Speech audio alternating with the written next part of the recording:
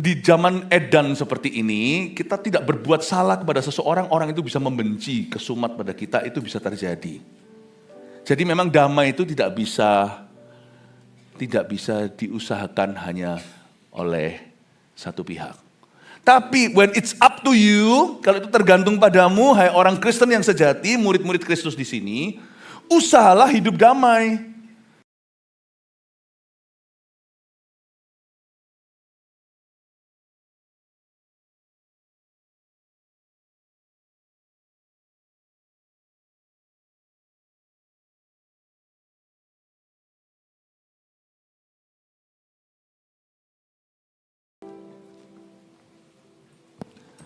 Apa kabar semua? Luar biasa, puji Tuhan ya. Wah, hari ini adalah hari yang dijadikan Tuhan. Mari kita bersuka cita di dalamnya. Saya percaya Tuhan sedang bekerja di gereja kita. Dan Tuhan semakin membuat bertumbuh setiap jiwa-jiwa yang haus dan dahaga. Tidak peduli kalau kita itu, tidak peduli usia kita, status ekonomi. Kalau kita itu haus dan lapar, dia akan semakin bertambah dalam hidup kita. Amin. Saya bersyukur juga sebentar lagi tanggal 17 dan 18 Juni, banyak di antara kita semuanya dari Surabaya, dari mana-mana, dari benua-benua, semua terbang ke Jakarta untuk super conference. Usahakan deh, benar-benar usahain untuk ikut. Nah sekarang ini posisinya sudah hampir semua hall yang kita sewa terpakai. Kalau sampai ini kotanya selesai, kita sewa satu hall lagi, itu harus langsung untuk 5.000 orang. Jadi kemungkinan besar kita tidak akan tambah. Karena itu cepat segera kalau ada di antara kita yang masih ragu, bimbang. Karena ini saya percaya seperti tiang awan, tiang api. Ini bukan sesuatu yang kita adakan regularly tiap tahun. 2 tahun sekali juga nggak tentu. Tapi ini super conference di atas semua conference, pasti ada suatu urapan pelipat gandaan yang Tuhan akan berikan kepada jemaat di dalam bisnis mereka, dalam hidup mereka, dalam pelayanan mereka. Bukan berarti kita cari berkat, bukan. Tetapi pasti ada sesuatu ketika Tuhan itu tentukan suatu tempat di mana Dia mau curahkan urapan, kita mesti ada di sana. Usahakan, saya ngerti ada orang yang memang berhalangan, tapi usahakan. Apalagi kalau bisa. Benar tuh, semua harga yang dibayar tidak seberapa. Anda ingat 500 pasang mata menyaksikan Yesus naik ke sorga.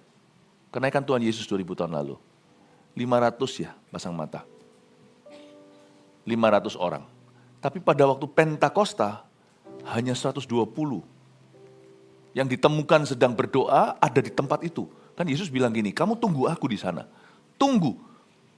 Berapa lidah api yang di atas kepala orang? Jumlahnya bukan 500. 120. Ada berkat tertentu, urapan tertentu, tidak kita dapat kecuali kita ada di sana. Gak bisa kita onlinein itu kayak gitu-gituan. Ya, saya yakin itu, dan saya sebagai gembalamu, saya rindu semua jemaat ikut, tapi saya tahu ada yang memang berhalangan. Saya tahu beberapa jemaat memang nggak bisa. Oh, saya doa untuk rahmat Tuhan. Ya, tapi kalau Anda bisa, ayo ke sana ya. Nanti kan diadakannya di Nice, namanya Nice kayak NICE Nice itu ya. Jadi bisa nggak secara profetik aja ngomong kanan kirinya, nice to see you. Haleluya. Hari ini 2 kali saya akan berkhotbah di sini. 2 kali ini saya tergerak menyampaikan tentang budaya gereja yang sehat. Penting sekali karena gereja menentukan pertumbuhan rohani kita. Memang keputusan di tangan kita untuk bertumbuh, tetapi gereja itu pengaruh. Karena itu kebaktian yang pertama saya akan bahas dari sisi hubungan dan perlakuan. Relationship amongst us atau hubungan di antara kita. Karena hubungan dalam gereja juga akan menentukan hubungan keluarga loh. Memang unit terkecil gereja adalah keluarga-keluarga, family-family. Tapi tahukah bahwa keluarga Allah ini akan sangat-sangat mewarnai hubunganmu di rumah, di sekolah, di tempat kerja. Lalu nanti kebaktian setelah ini jam 1, saya akan menyampaikan dari sisi kerohanian dan kepekaan. Perbedaan antara gereja yang terbuka sama Roh Kudus dengan yang enggak. Itu juga sangat-sangat pengaruh. Saya kok tergerak menyampaikan dua kebenaran ini. Mari kita sama-sama buka di 1 Tesalonika pasal 5 untuk kebaktian pertama ini ayat 12 sampai 15 dulu. Budaya gereja yang sehat, khususnya soal hubungan dan perlakuan. Kita baca bersama-sama 1, 2, 3. Kami minta kepadamu saudara-saudara, supaya kamu menghormati mereka yang bekerja keras di antara kamu, yang memimpin kamu dalam Tuhan, dan yang menegur kamu. Dan supaya kamu sungguh-sungguh menjunjung mereka dalam kasih karena pekerjaan mereka. Hiduplah selalu dalam damai seorang dengan yang lain. Kami juga menasihati kamu saudara-saudara, tegurlah mereka yang hidup dengan tidak tertib, hiburlah mereka yang tawar hati, belalah mereka yang lemah, sabarlah terhadap semua orang. Perhatikanlah, supaya jangan ada orang yang membalas jahat dengan jahat, tetapi usahakanlah senantiasa yang baik terhadap kamu masing-masing dan terhadap semua orang. Katakan amin. Budaya gereja yang sehat, hubungan dan perlakuan.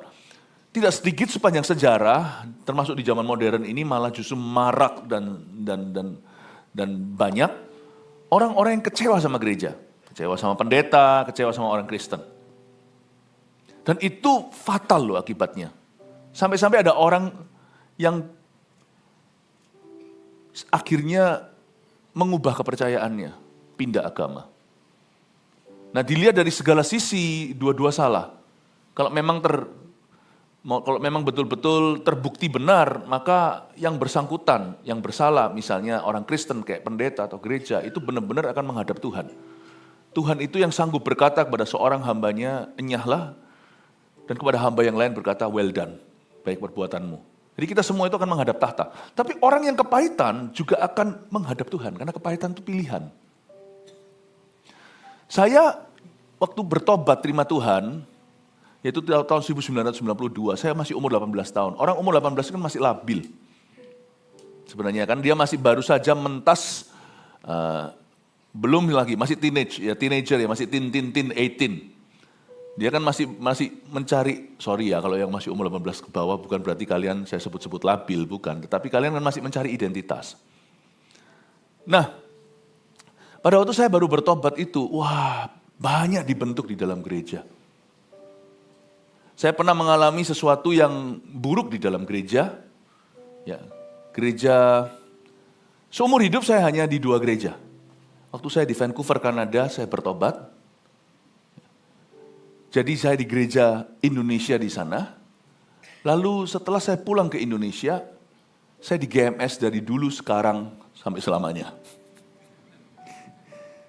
Dan saya di gereja pertama itu, ya, belum ada GMS di mana-mana, belum ada misi seperti ini. Saya juga masih bertobat, ya barusan bertobat, jadi belum ada GMS Vancouver, GMS mana belum ada. Ya, waktu itu di situ di gereja itu saya benar-benar ditempah. Aduh, saya ada tulis kok kesaksian itu, salah satunya di biografi saya berjudul Before 30 atau yang di bahasa Inggris diterjemahkan Warrior for Revival. Di sana ada satu insiden karena saya terlibat dalam pelayanan PAW. Itu terjadi perkelahian, bukan cekcok mulut, berantem pakai bogem. Dan adik saya, waktu itu masih umur 10-an, 9, 10 itu, digebuk dipukul sama song leader. Waduh, di dalam gereja, heboh nggak, bayangin. Ya, di gereja ada MMA, Mixed Martial Art. Tapi dipukul sama orang umur 20-an, 20 sekian. 20 lebih. Nggak fair kan? Kokonya lihat itu nggak terima. Kokonya baru bertobat. Ini saya ini baru bertobat. Berapa lama ya? Kira-kira saya baru bertobat 1-2 tahunan. Masih bayi rohani. Dulu saya mentas dari kehidupan yang penuh perkelahian. Dulu waktu saya masih kecil, saya pernah sekolah di Indonesia, SD di sekolah Katolik. Lalu habis itu, sebelum saya pulang dari Taiwan, saya turun kelas karena tidak bisa bahasa Indonesia. Lalu habis itu saya masuk ke sekolah Kristen, swasta, dan di situ saya suka berkelahi. Lalu dari sana dipindah sama papa. Masa lalu saya itu suka berantem, berkelahi. Gak kelihatan ya. Semoga gak kelihatan, jangan ada sisa-sisanya. Dulu waktu dibaptis semua masuk ke air kok, nggak ada sisa bogemnya. Lalu saya pindah ke Singapura, sekolah di Toa Payoh situ, dan saya berkelahi sama orang-orang Taiwan. Hanya gara-gara mereka kata-katain keluarga kami. Lalu mereka bully adik saya. Saya berkelahi cukup heboh itu di Balestier Road zaman itu. 30 orang Taiwan, anak-anak muda, manja, nakal, anak-anak orang kaya, pakai pentung, pakai baseball bat. 30 lawan saya satu. Wih, ini kayak filmnya Ip Man, Phil Ip Man Tova. Yes, pokoknya nggak usah cerita gitu, saya juga muak yang perbuatan saya zaman dahulu. Tapi intinya, itulah masa lalu saya. Dari Vancouver, Kanada, kami satu keluarga, Vancouver dari Singapura. Saya ditarik papa saya, koko saya ditarik dari Texas, waktu itu sekolah. Lalu habis itu kami semua kumpul di Kanada, di situ kami pindah. Dan di Kanada itu baru 1 tahun saya bertobat, adik saya bukan dikata-katai, dipukul di gereja. Wuk! Pukul. Dan itu kalau nggak saya hentikan, dihajar, bukan hanya dipukul. Saya ya sudah nggak usah tahu bagaimana caranya saya menghentikan pukulan itu. Tapi saya tidak lukai orang itu. Itu my youth pastor, / dia merangkap koordinator PAW, / WL nomor 1 yang paling diidolakan di gereja kami. Cuman 100 orang sih, tapi dia itu kayak, wah. Bayangin ya, saya tunjukkan pada Anda ya. Kira-kira saya punya hak kecewa enggak meninggalkan Tuhan? Kira-kira saya punya hak kecewa enggak meninggalkan gereja, quit pelayanan? Tapi Tuhan bentuk hatiku demikian rupa saya dibuat mati. Saya benar-benar daging saya itu dikikis habis. I stayed, was faithful, setia sampai akhirnya, sampai saya pindah ke Indonesia 14 Mei 1998. Saya terbang dari Vancouver, Kanada, masuk ke Indonesia yang rusuh. Memulai pelayanan saya di sini. Itu sedikit journey saya tunjukkan pada Anda. Baru setelah itu saya berada di gereja kita sekarang, hingga sekarang ini. I have the right, aku punya hak untuk marah. Saya dikecewakan pendeta. Pendeta jauh bukan, pendeta dekat yang langsung tangani kami. Saya itu anak-anak muda. Yang mukul adik saya itu yang mendoakan saya kelepasan. Loh kok setannya pindah? Paham ya? Yang doakan saya kelepasan itu loh.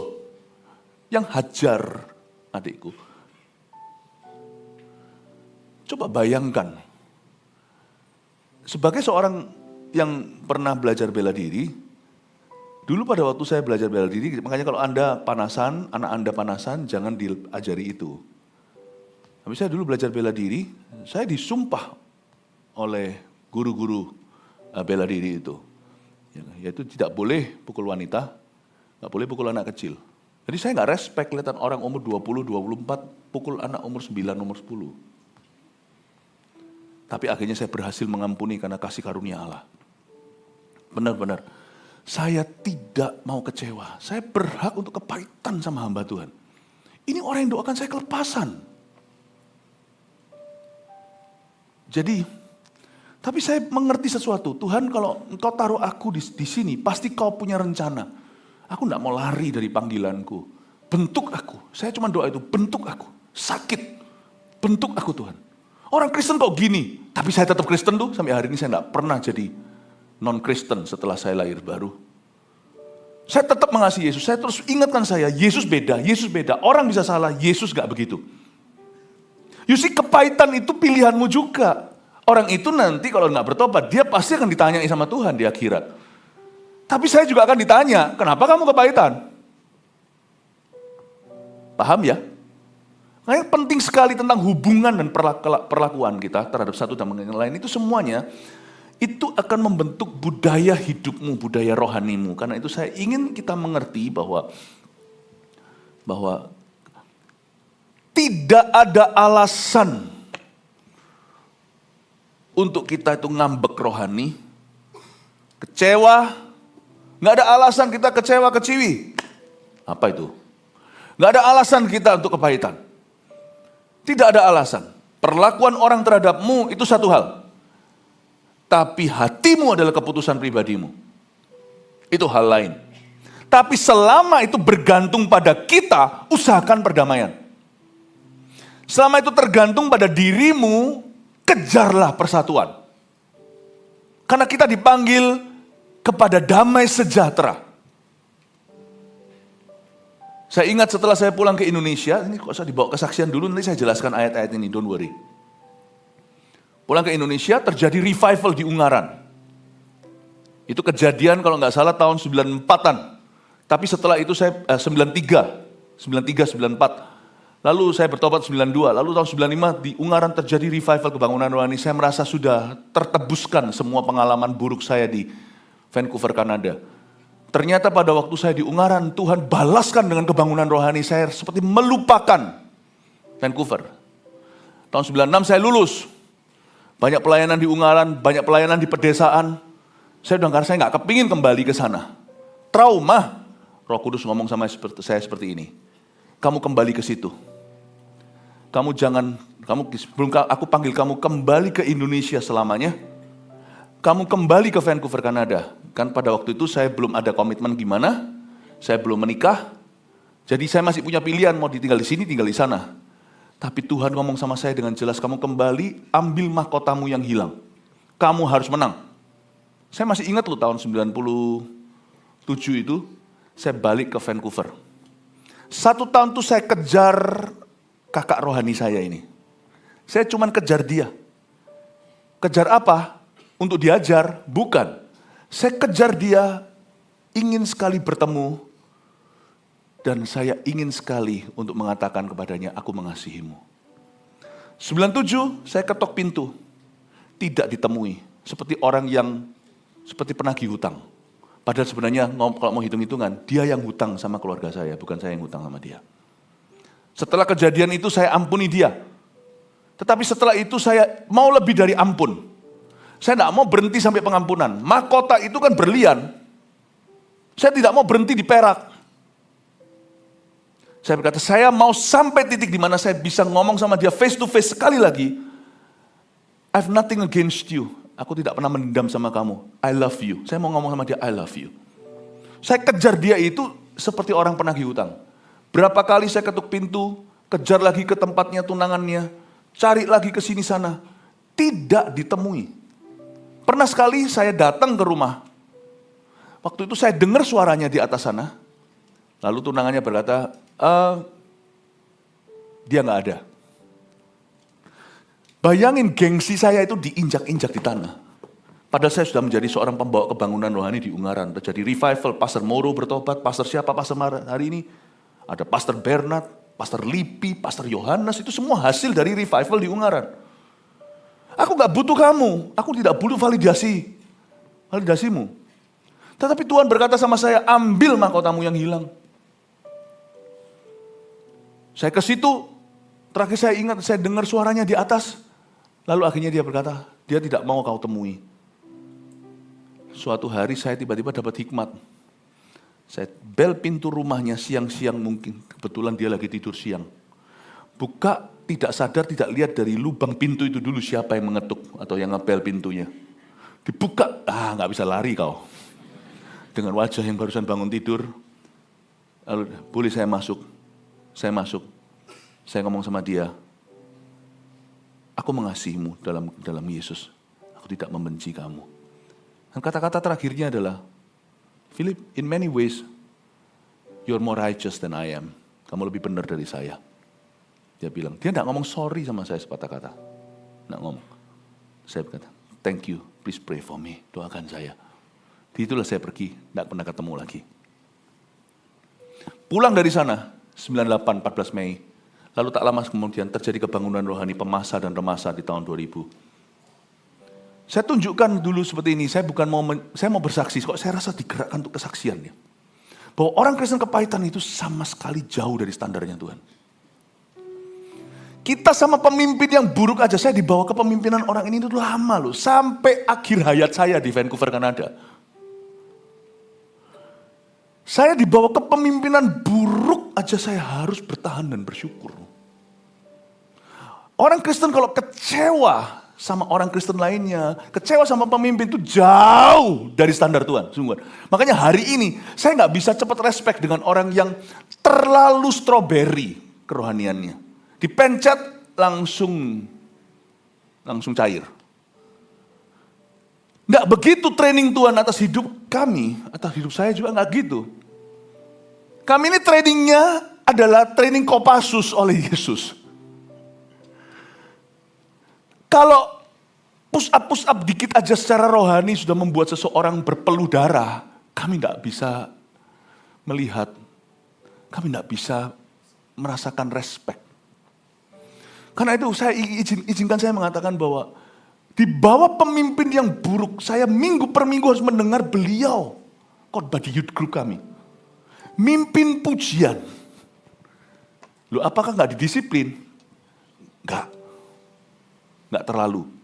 Saya harus bisa terima, didisiplin lah, tapi bukan gimana. Tapi saya hari ini menerapkan disiplin yang beda kalau ada orang begitu di bawah pelayanan kami. Jadi selama bertahun-tahun kemudian, sampai tahun 98, saya harus duduk di bawah seorang minister who had hurt our family. Saya tadi kan cuma sebut dia mukul kan, ada lagi 2-3 hal lain lagi dosanya terhadap kami. Saya tidak akan sebutkan, dan secukupnya saya ceritakan, supaya Anda tahu bagaimana Allah membentuk hamba-hambanya. Gimana Tuhan sepatutnya membentuk hamba-hamba yang sejati, yaitu Anda dan saya. Bagaimana Tuhan membentuk orang Kristen yang sejati. Jangan manja jadi orang Kristen. Dikit-dikit sakit hati, dikit-dikit marah, dikit-dikit kecewa. That's not God's standard, itu bukan standarnya Allah. Itu juga bukan caranya Tuhan ajari saya. Apalagi kalau kita berada di bawah kepemimpinan yang baik. Kalau di bawah kepemimpinan baik, kita malah justru deru perang. Bagaimana kita berada di bawah pemimpin yang buruk. Sama orang Kristen yang baik kita bisa kecewa, bagaimana dengan orang Kristen yang jahat? Sama orang Kristen yang jahat kita bisa kecewa, bagaimana kita nanti terhadap orang jahat? Gimana kau mengasihi musuh-musuhmu? Kasihlah musuh-musuhmu itu klise, slogan. Tapi untuk step-step ke situ itu, setiap ladder atau setiap tangga, anak tangga itu, harus latihan dulu. Bagaimana sama orang Kristen yang jahat? Dan nama orang Kristen yang jahat, jangan langsung lompat. Itu terlalu berat. Sama orang Kristen yang baik dulu, kita bisa kecewa nggak? Orang Kristen yang baik tapi nggak sempurna.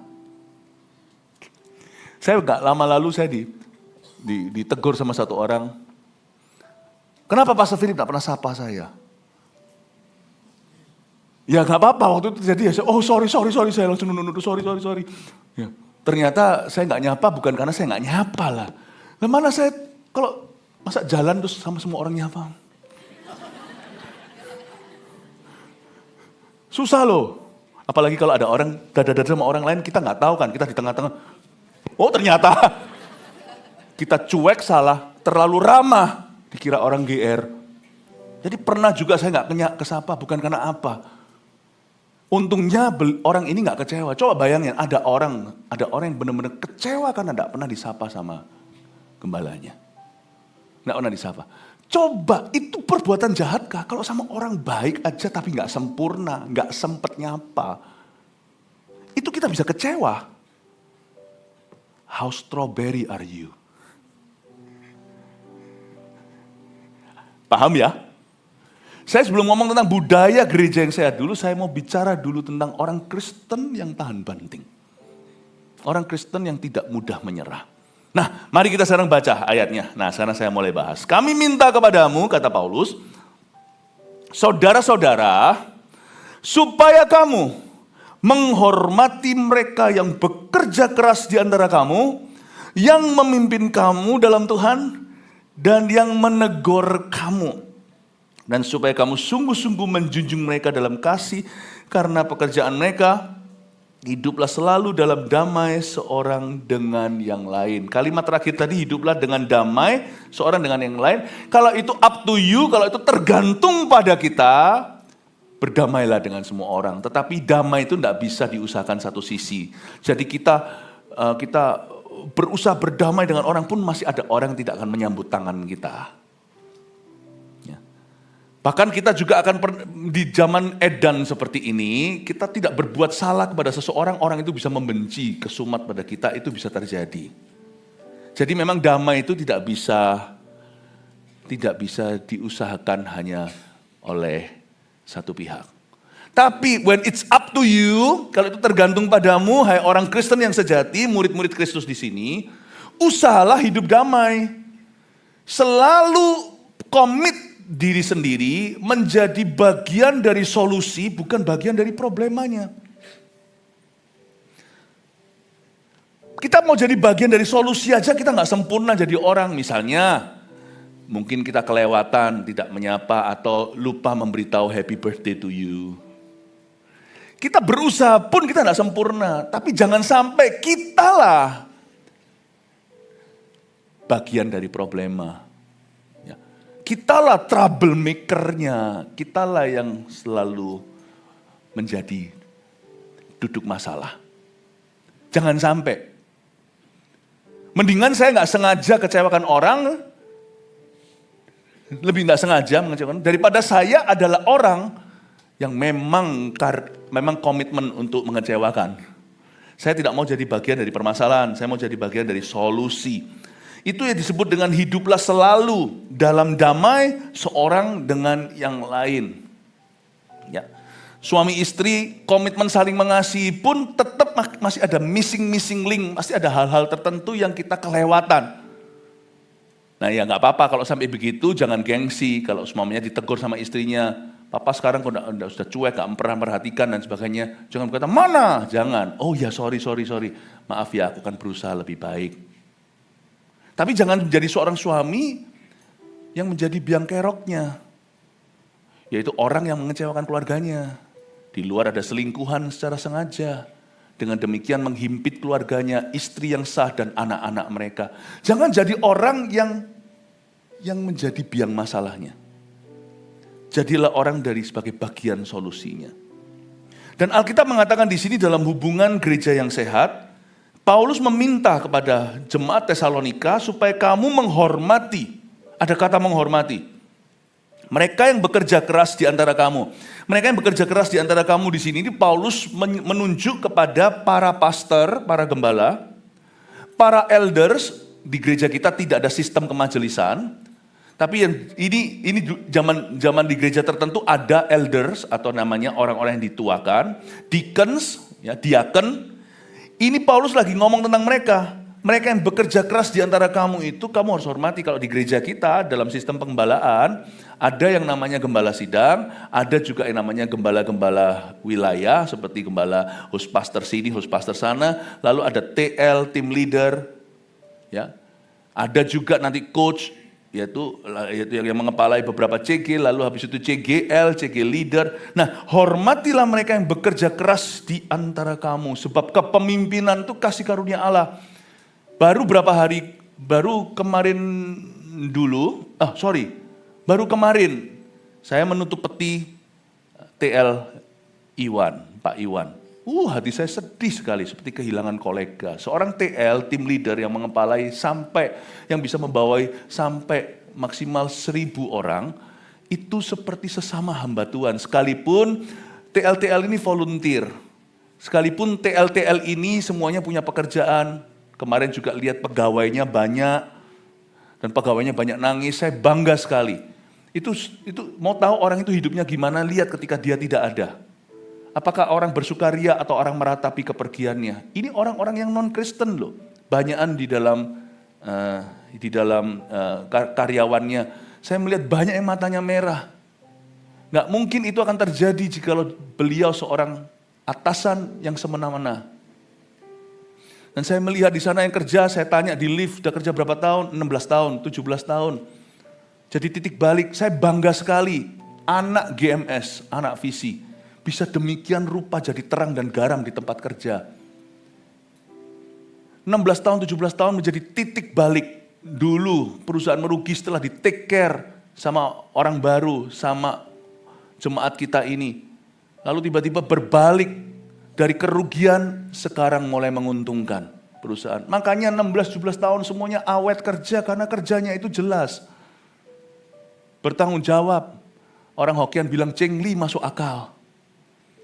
Saya itu kemarin pada waktu menutup peti ya, saya dalam hati saya sedih, saya rasa seperti gereja kehilangan seorang pemimpin yang baik. Gereja kita itu kehilangan seorang hamba Tuhan. Tahukah bahwa hamba-hamba Tuhan yang baik itu kasih karunia Allah buat hidup kita? Itu kasih karunia buat hidup kita. Love them. Tapi bukan semata-mata menyandang gelar hamba Tuhan atau pendeta langsung pasti mengundang hormat. Makanya itu di sini ada vice versa bahasa Inggris, ada timbal balik, timbal balik ya, ada timbal baliknya. Timbal itu bukan nasi, timbal. Sorry, saya hanya SD di Indonesia soalnya ya. Timbal balik, ada timbal balik. Coba kita baca lagi, saya jelaskan ya. Kami minta kepadamu, jadi Paulus sebagai rasul menulis ke Tesalonika. Tesalonika itu ada host pastornya sendiri, Tesalonika itu ada gembala sidangnya, ada gembala lokalnya. Paulus nulis gini, kami meminta kepadamu, Paulus, Silas, Timotius yang menulis surat ini, dia bilang, kami minta saudara-saudara supaya kamu menghormati mereka. Jadi Paulus punya pikiran, waktu berkata hormati mereka, yang dia maksudkan adalah para gembala, para leader di tempat kita seperti TL, sampai CGL dan sebagainya, elders, deacons, kamu harus hormati mereka. Yang bekerja keras loh ya. Bukan yang makan sia-sia ya. Yang bekerja keras di antara kamu. Yang memimpin kamu, timbal balik. Dalam Tuhan. Mereka yang berusaha memimpinmu dengan rajin. Mereka tidak menjadikan jemaat yang mereka pimpin sebagai backup plan only atau sebagai cadangan. Bukan pemimpin yang sibuk di luar tetapi aktif sekali di luar tapi kurang aktif di jemaat sendiri. Karena seorang pendeta bisa terpancing begitu. Aman, safety net atau sebagai net itu apa? Seperti jala yang aman, kalau dia jatuh kalau maksudnya ini sebagai inilah support sistemnya, tetapi nggak pernah sungguh-sungguh komit waktu, komit hati, komit doa, komit pelayanan kepada jemaatnya, nggak pernah. Paulus berkata, supaya kamu menghormati mereka yang kerja keras, mimpin kamu dengan rajin, dan yang menegur kamu, yang berani luruskan Anda, yang tidak takut sama Anda. Pemimpin-pemimpin yang baik dan benar adalah pemimpin yang takut akan Tuhan. Jadi misalnya kalau ada di sini yang pernikahannya gimana, dia pasti ngomong terus terang. Dia nggak akan biarkan gini, diam aja, biarin mereka sendiri ngalami. Udah, jangan bangunkan macan tidur. Mendingan kita bangunkan macan tidur daripada kita tidak berusaha untuk menyelamatkan jemaat kita. Mereka yang berani menegur kamu. Dan bukan hanya menghormati ya, ayat 13, dan supaya kamu sungguh-sungguh menjunjung mereka. Bukan hanya hormat. Kalau hormat itu bisa karena terpaksa. Ya karena haruslah. Saya yakin di North Korea, Korea Utara semua hormat sama Kim Jong Il. Il dan Un saling kenal. Papa dan anak. Kim Jong Un, mereka pasti akan sangat hormat, tetapi menjunjung mereka dalam kasih. Apakah mereka sungguhan mengasihi? Tanda tanya. Jangan berhenti sampai hormat, kasih mereka dengan tulus karena pekerjaan mereka. Budaya yang sehat dalam gereja adalah kita menjunjung tinggi dengan kasih, dengan hormat, orang yang memimpin dan berjaga atas jiwa kita. Karena kita akan sangat butuh mereka. Kita akan sangat butuh mereka. Saya gembala senior ya, gembala sidang ya. Tetapi saya bersyukur misalnya, waktu anak-anak saya bertumbuh dewasa di rumah kami. Vanessa, Jeremy, dan Warren. Ya, satu sudah menikah, satu jadi hamba Tuhan. Satu lagi sekarang masih sekolah di tempat jauh, kuliah. Tapi waktu mereka beranjak dewasa, saya sangat-sangat menghormati. Meskipun di dalam tangga organisasi, mereka pemimpin-pemimpin anak-anak saya, gembala-gembala di bawah saya gembala seniornya. Mereka junior saya. Gembala-gembala yang mengembalakan. Tapi saya tahu menempatkan diri, ada waktunya ketika saya berbicara sebagai atasan mereka, gembala seniornya, waktu dalam rapat segalanya, maka saya punya otoritas. Tapi kalau soal membesarkan anak, saya gandeng hamba-hamba Tuhan ini, yaitu Kak Pau Pau, Pastor Pau Pau yang dari Eagle Kids, dan juga Pastor Margaret yang dari AOG. Saya bersyukur kehadiran mereka membantu kami untuk membesarkan anak-anak kami. Bukan hanya sampai berhenti sampai Kak Pau Pau. Kak Jason, itu sangat-sangat dekat. Itu ngajari anak saya Warren waktu masih kecil, masih cabi, sekarang tinggi. Berani di depan kamera. Lalu tentang pengumuman membuat satu announcement dengan kakaknya. Saya bersyukur untuk para kakak-kakak ini. Saya nggak bisa besarkan anak saya sendiri. Ada waktunya di mana dimensi di luar orang tua itu diisi oleh pemimpin-pemimpin rohani yang bisa dipertanggungjawabkan. Itu ada waktunya, bukan berarti suara saya kurang didengar sama anak. Enggak, hubungan dengan anak sangat baik. Tapi ada perspektif-perspektif yang bukan ortu, orang tua. Anak-anak saya itu bisa menimba dari kakak-kakak ini. Dan mereka tidak harus menimbanya dari papa mamanya saja. Karena orang tua itu terbatas, kita harus sadari waktu anak masih kecil, balita apa, mereka butuhnya itu 100% sama kita. Tapi waktu mereka remaja, mereka bukan hanya vertikal, tapi mereka juga membutuhkan sesuatu yang horizontal, yang sedikit vertikal, yang sedikit miring begini. Depan pemimpin-pemimpin yang ada di dalam gereja. Rekan-rekan sebaya yang saya bersyukur mereka bertumbuh di Eagle Kids. Mereka jadi mendapatkan pelatihan tiap minggu itu seperti mendapatkan pelatihan jadi people person. Tiap minggu itu seperti ada ngalami training leadership. Bayangin, mana kita cari? Bayar berapa di luar sana? Di gereja tiap minggu anak kita ditempa dengan leadership. Diajari untuk menjadi pemimpin. Coba bayangkan, saya bersyukur untuk Kak Pau Pau, Pastor Margaret Wu. Saya bersyukur untuk Kak Jason. Saya bersyukur untuk yang di AOG dulu yang memimpin anak-anak saya satu persatu. Karena anak saya bisa menimba dari mereka. Apa yang diajarkan papa mamanya di rumah dalam takut akan Allah. Dan waktu saya bicara kepada Kak Pau Pau sebagai status saya sebagai orang tua, saya hormati mereka. Padahal mereka di bawah saya atasannya. Tapi kalau saya tahu, waktu saya bicara sama mereka dalam kapasitas sebagai orang tua Vanessa, orang tua Jeremy dan Warren, saya respect mereka sebagai hamba Tuhan atas anak-anakku. Bahkan yang bukan pendeta, yang volunteer, punya restoran, punya apa. Tetapi kakak di Eagle Kids, mau dipindah ke Army of God, mau dipindah ke yang lain, gak mau. Karena bebanku dari Tuhan adalah untuk anak-anak. Dia bukan pendeta. Tapi anak saya panggil Kak. Dan banyak menimba perkara-perkara Kristus dari hidupnya. Saya respect. Padahal dalam tangga organisasi saya jauh di atas saya senior. Gembala seniornya. Tapi waktu saya bicara sebagai papanya Warren, saya respect. Kak Jason, ini. Budaya gereja yang sehat itu akan mengcover keluarga kita. Karena itu orang tua, kita semuanya, kita semua yang di dalam pelayanan, di dalam gereja, kita harus belajar untuk menghormati, menjunjung dengan kasih mereka karena pekerjaan mereka. Poin nomor 1 dulu untuk munculkan di depan. Budaya gereja yang sehat, hubungan dan perlakuan. Number 1, hormati dengan kasih mereka yang memimpin dan melayani. Hormati dengan kasih. Because you will need them. Your marriage will need them. Pernikahanmu akan membutuhkan mereka. Bisnis juga akan memberkati mereka. Akan membutuhkan mereka. Bisnis Anda. Sekalipun mereka nggak ngerti bisnismu. Tapi mereka mengerti hatimu. Dan nanti hatimu itu yang menentukan keputusan-keputusan bisnis Anda. Keputusan bisnis itu nggak cuma dibuat di sini loh. Banyak orang kira hanya dibuat di otak. Salah. Berapa banyak orang jatuh bisnisnya, meskipun otaknya tahu itu salah, tapi karena dia tamak. Tahukah? Your business life, kehidupan bisnis Anda akan sangat membutuhkan gereja. Akan sangat membutuhkan para pemimpin rohani.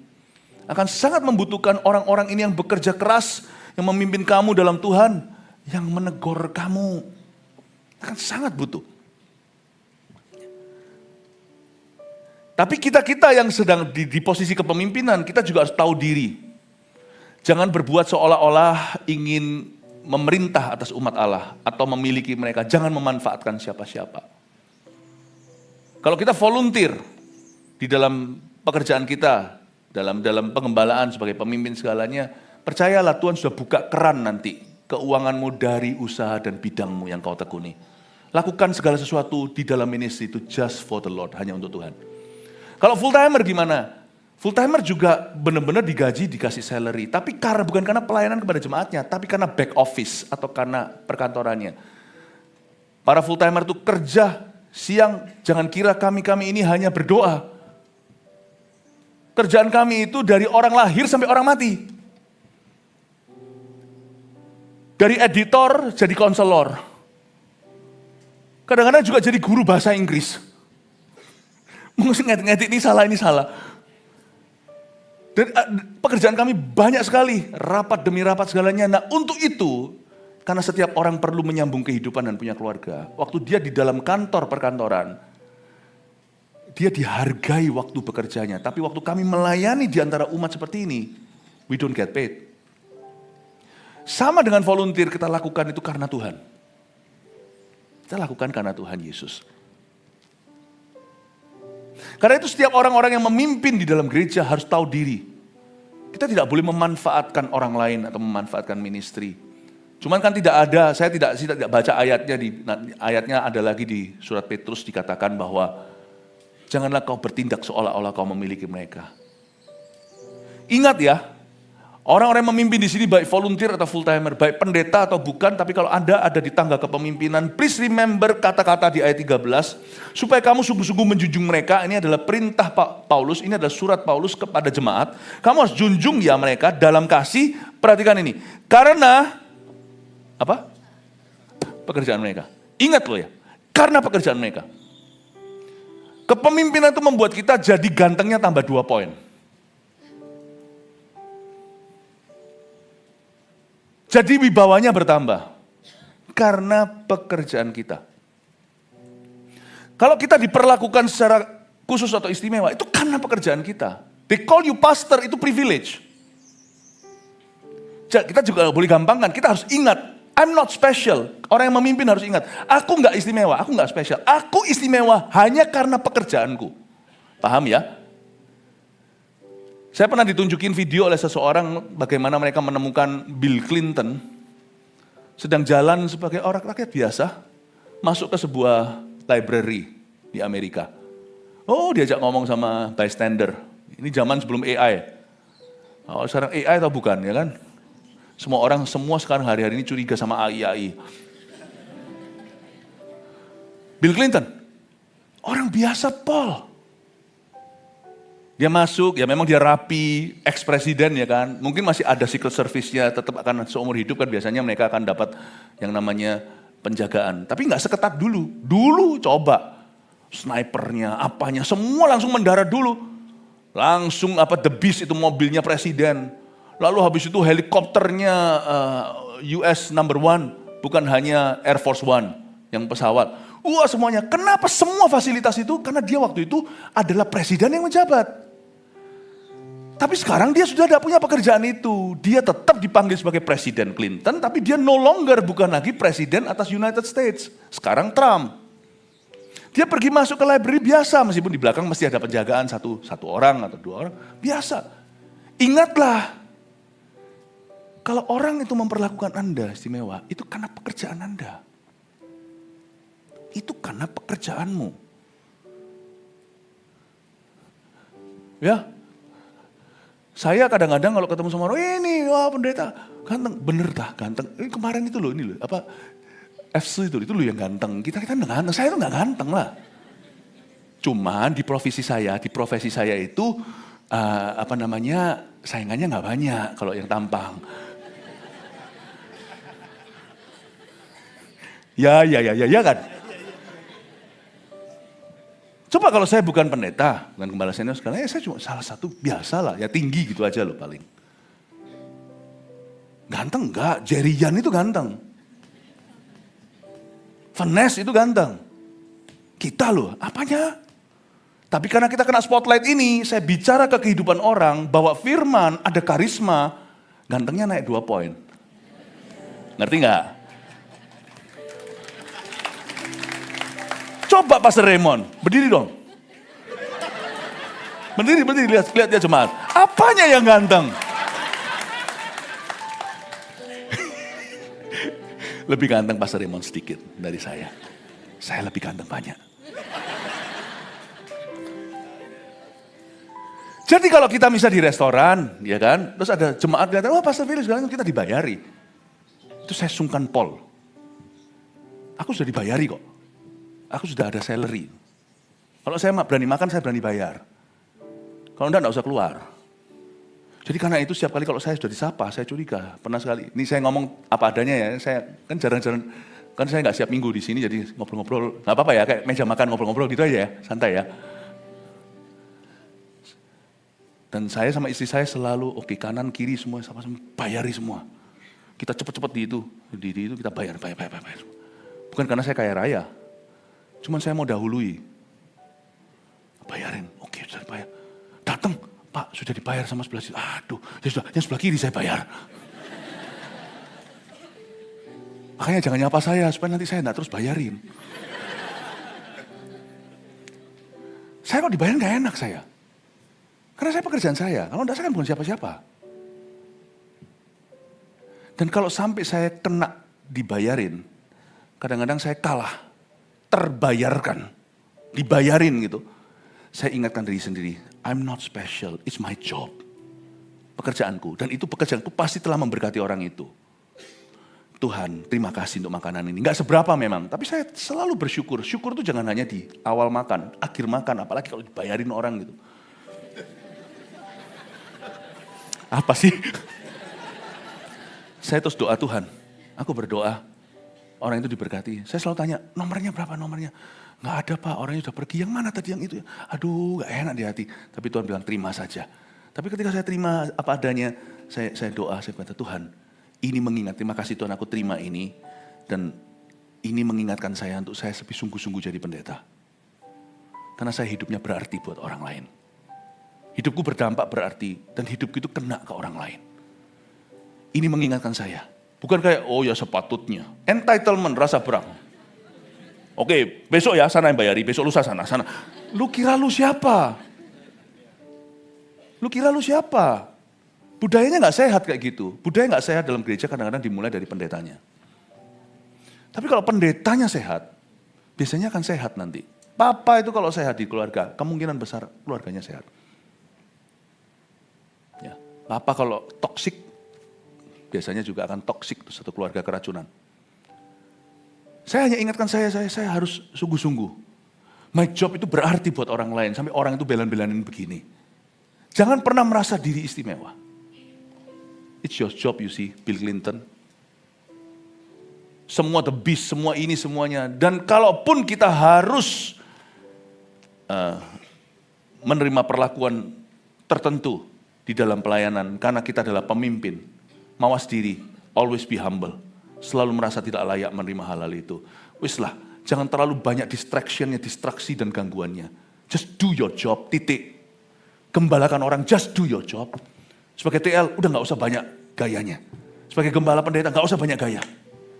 Coach, gak usah banyak gaya. CGL, gak usah banyak gaya. Just do your job. Embel-embelnya itu gak usah.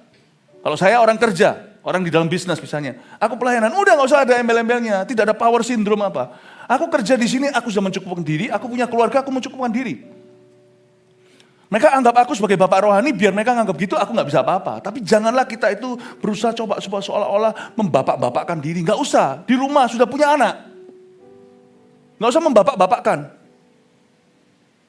Orang lain menganggapmu bapak, itu urusan mereka. Itu membuatmu harus lebih sungguh-sungguh lagi menjalankan tanggung jawabmu. Hati-hati loh, orang udah nganggap dirimu begitu. Cukupkan dirimu. Kalau saya cukupkan diri, di rumah saya sudah punya 3 anak. Lebih dari cukup. Saya tidak akan membapak-bapakkan. Tapi benar-benar memperlakukan sebagai anak itu adalah urusan kita. Jangan banyak gaya. Karena di zaman ini sekarang banyak orang ekses-eksesnya nggak perlu. Just do your job. Apakah job kita? Coba lihat ayat 14. Kami juga menasihati kamu saudara-saudara, tegurlah mereka yang hidup dengan tidak tertib. Itu job deskripsi. Hibur mereka yang tawar hati. Yang gak tertib, kita harus berani tegur. Harus tegur, gak peduli dia siapa. Di gereja kita orang kaya, orang miskin kena tegur semua. Meskipun dalam menegur misalnya kalau orang miskin, sebenarnya kita semua miskin sih, apa sih kaya? Barang siapa berbahagia orang yang miskin di hadapan Allah, di hadapan Tuhan semua orang itu miskin. Tapi saya pinjam terminologinya atau pinjam kata-kata dunia, oke? Kaya miskin segala ya. Kalau kita tegur orang yang merasa dirinya miskin, ditegur. Nanti dia berkata, beraninya tegur saya. Kalau kita tegur orang yang kaya, kiranya, aku disentimenin untuk membuktikan pencitraan bahwa sana berani tegur orang kaya. Peduli amat mereka mikir apa. Orang yang tidak hidup tertib, gak peduli status ekonomi sosialnya. Beritahu sama mereka di mana mereka jalan salah, tapi selalu lakukan dengan kasih. Hiburlah mereka yang tawar hati. Ada banyak sekali pelayanan hari-hari ini, gak usah dicari-cari. Orang menunggu-nunggu untuk dilayani karena mereka tawar hati. Ekonomi kayak gini dan sebagainya itu, sebuah doa aja bisa mengangkat spirit orang itu. Belalah mereka yang lemah. Puji Tuhan. Ya. Puji Tuhan, banyak hal yang bisa kita lakukan sebagai gereja. Sabarlah terhadap semua orang. Itu job deskripsi, point nomor 2. Ya. Budaya sehat, gereja yang sehat, hubungan dan perlakuan. 2, perlakukan dengan bijak setiap orang sesuai kebutuhannya. Makanya saya bersyukur di gereja kita, ada CG. Ada CG. Saya kemarin baru pulang dari Korea, di salah satu gereja terbesar di Korea Selatan. Di sana ya, pendeta-pendetanya kasihan. Mereka itu full timer, ada tenaga pendeta sekian puluh, dan setiap pendeta setiap hari, karena mereka tidak ada CG, jadi tiap hari mereka harus visit 5 keluarga. 5 keluarga. Dan mereka itu nggak berhenti, dan saya lihat mereka semuanya letih. Capek semua. Saya ngomong sama mereka, kalau di tempat kami lakukan itu lewat CG. Tercover semua, nggak ada pukul rata semuanya. Dan juga kalau 5 orang setiap hari kita datangin, kan cuma sebentar di sini pergi kemudian bel pintu sana lalu ke rumah berikutnya. Nggak dapat banyak, orang-orang nggak akan tergenapi. Lalu habis itu tuh datang lagi dilayani, perlu sekian waktu menunggu. Saya bilang kalau tempat kami ada CG. Puji Tuhan ya, perlakukan dengan bijak setiap orang sesuai kebutuhannya. Di CG itu ini dapat. Setiap orang akan satu-satu kita fokusi. Kalau semua harus ketemu sama kami, misalnya semua harus ketemu sama saya, nggak mungkin, saya bukan Roh Kudus. Tapi puji Tuhan, di gereja kita ada budaya CG, itu sehat. Di Korea gereja itu jumlahnya 100.000 orang. Hari ini jemaat kita 130.000 yang hadir regularly setiap weekend. Kalau secara membership lebih banyak, karena banyak gereja jemaat kita tersebar di mana-mana yang tidak ada gereja kita malahan. Nah, coba bayangin mereka dengan cara begitu mereka bekerja. Kita bisa mati berdiri kalau pakai cara mereka. Bukan hanya itu, kalau kita lelah sih nggak masalah. Tapi kalau jemaat nggak mungkin bisa satu-satu tersalurkan, terlayani kebutuhannya, nggak mungkin. Perlakukan setiap orang sesuai dengan kebutuhannya. Terakhir, kita lihat ayat yang ke-15, dengan ini saya selesai. Perhatikanlah supaya jangan ada orang yang membalas jahat dengan jahat. Tapi usahakanlah senantiasa yang baik terhadap kamu masing-masing dan terhadap semua orang. Ada kalimat, jangan balas jahat dengan jahat. Ada kata-kata, usahakan yang baik, usaha jadi orang baik. Kita tidak usah berusaha jadi orang benar. Jadi orang benar itu adalah usaha Tuhan. Kebenaran kita terima bukan karena perbuatan, tapi karena iman. Tapi jadi orang baik itu usaha kita. Perhatikan ya Bapak Ibu Saudara, ini budaya yang sehat, budaya orang Kristen yang sehat. Jadi orang baik, orang Kristen itu sudah jadi orang benar, karena dibenarkan oleh darah Yesus. Tapi banyak orang tidak berhasil dari itu, tidak berhasil beranjak ke level berikutnya. Setelah kita jadi orang benar atau dibenarkan oleh pengorbanan Tuhan, usahalah jadi orang baik. Ini bukan usaha Tuhan. Kebaikan itu buah roh, kita perlu kerjasama sama Roh Kudus, tapi ada sisi kita namanya ketaatan. Terhadap kamu masing-masing itu terhadap saudara seiman, lalu terhadap semua orang. Kalau kita bisa baik terhadap orang Kristen dulu, kita bisa nanti menjadi orang Kristen yang baik di masyarakat. Tapi sekarang ya coba pikirkan ya, orang Kristen yang baik itu gak banyak.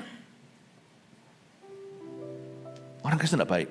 Karena itu poin nomor 3 tulis ini dulu, kejarlah kebaikan hati. bahkan saat disakiti. You see, di level kebaikan inilah dunia melihat kita. Sehingga mereka bisa menunjuk itu loh orang baik. Lalu lama-lama mereka berkata, dari mana mereka dapatkan itu? Mereka akan ketemu Yesus, mereka akan dibenarkan. Tapi orang Kristen yang jahat itu banyak celakanya. Mereka mengaku Yesus juru selamat mereka. Kalau ditanya, mati masuk mana? Masuk sorga. Kalau ditanya, dosamu sudah diampuni? Sudah. Tapi jahatnya terhadap istrinya. Jahatnya di jalanan. Jahatnya sama tukang parkir. Jahatnya sama sopir. Jahatnya sama pembantu rumah tangga. Jahat sama pendetanya. Waktu ditegur bisa sinis. Orang Kristen yang jahat. Jadi saya suatu hari itu mikir begini. Suatu hari ya. Kira-kira di sorga itu ada orang jahat gak ya? Kalau ada saya gak mau ke sorga itu. Gak ngulang yang ada di dunia. Kira-kira sorga itu isinya apa ya menurut Anda? Ya orang yang harus dibenarkan oleh darah Yesus. Gak ada seorang pun dapat datang pada Bapa kecuali melalui aku, Yohanes 14. Jadi itu jelas. Tapi kalau hanya Kristen belaka, Anda akan terkejut ternyata di sorga. Jumlah orang Kristen, jumlah anak-anak Tuhan yang masuk ke sana mungkin tidak sebanyak total jumlah orang Kristen di dunia. Kalau penjahat masuk ke situ, ngapain kita ke sana?